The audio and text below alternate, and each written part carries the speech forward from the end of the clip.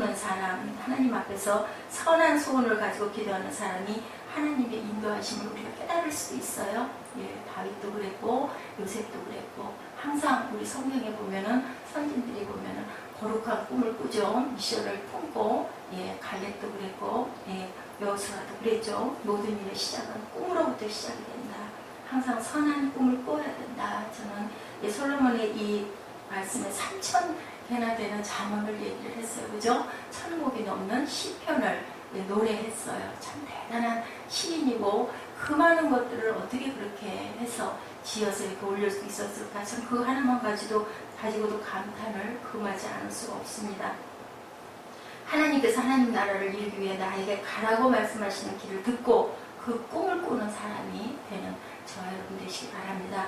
모든 일은 세 번 이루어진다라고 하죠. 우리나라의 속담에도 있습니다. 먼저는 하나님이 나를 통해 이루고자 하는 꿈을 꾸죠. 그리고 그 꿈은 우리에게 전해져서 내 안에서 꿈이 됩니다. 그것을 또 어떻게 해야 될까요? 품고 기르고 실천이 될 때까지 오래 참고 품고 인내하며 또 그러면서 닦고 노력하고 길들이고 그러고 있었을 때 때가 됐을 때 그것을 이룰 수가 있고 준비된 자를 하나님이 쓰시죠. 꿈을 우리의 마음에 새기고 이 땅에 새겨지도록 저희들이 살아야 되죠. 하나님은 우리를 향한 그분의 꿈을 우리에게 꾸게 하십니다. 각자의 분량대로 그죠? 우리가 그 일에 준비되게 하신 그 이후에 하나님과 때가 될 때 그 일이 시작되도록 환경도 열어주셔요. 그래서 절대로 비교하지 말라고 그러죠. 각자의 몫이 다 다르고 색깔이 다르고 우리 얼굴이 똑같은 사람이 하나도 없죠. 쌍둥이들도 보면 우리는 분별을 못해도 낳은 어머니나 가족들은 분별을 한다고 합니다. 아버지는 아마 그 부모보다 더 할 거예요. 더 정확하게 알고 계실 것 같아요. 그게 우리의 겉껍데기 형상이 아니라 우리 속을, 그죠? 중심을 보시는 하나님이시죠. 솔로몬은 지혜로운 사람이었기 때문에 하나님이 주시는 꿈을 꿨습니다. 하나님의 인도하심에 따라 꿈을 준비하며 살았죠. 그리고 그때 환경이 열렸을 때 이제는 나무를 가서 사와야 되겠다. 백향목을 준비해달라. 뵐 수 있게 해달라고 그렇게 부탁을 합니다. 하나님이 주신 꿈을 이루는 거룩한 주님의 백성들이 저희들이 돼야 되겠어요.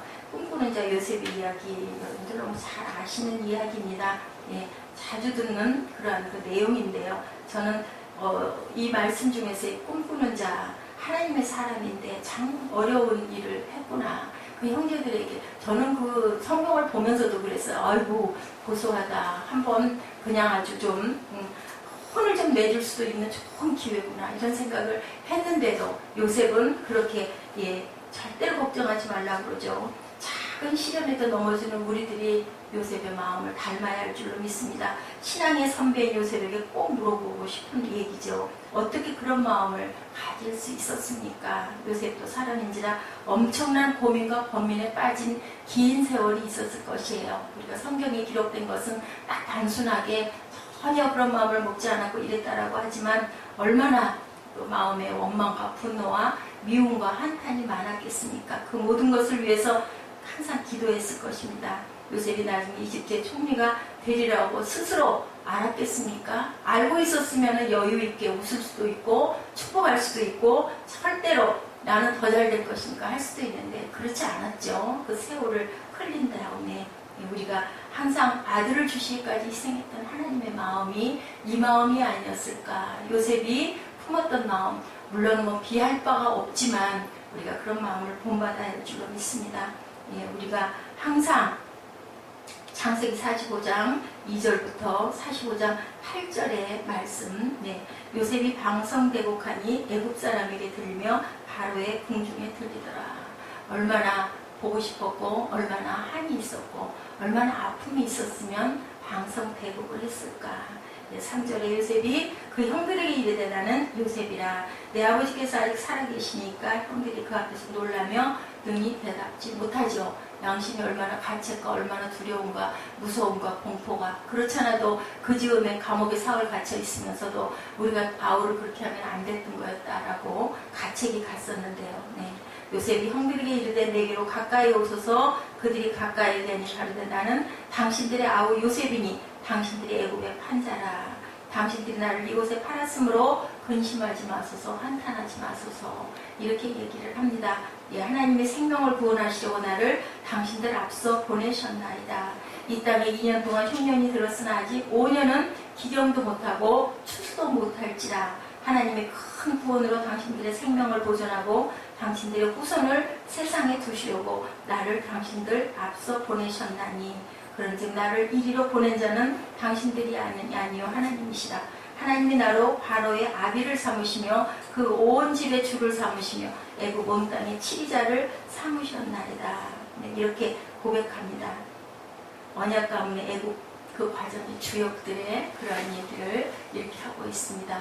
하나님께 감사하는 삶을 살고 항상 하나님을 우러러보는 삶을 살고 하나님께 항상 저희들 깊이 무릎 꿇는 경건의 삶을 살고 하나님의 마음처럼 거룩한 삶을 살아내는 그런 요셉과 같은 그런 저와 여러분들 그리고 또한 솔로몬과 다윗과 같은 그런 마음을 품고 하나님의 인도를 따라 저희들 걸어갈 줄 알고 달려갈 줄 아는 저와 여러분 되시기를 주님의 이름으로 축복합니다. 기도하시겠습니다.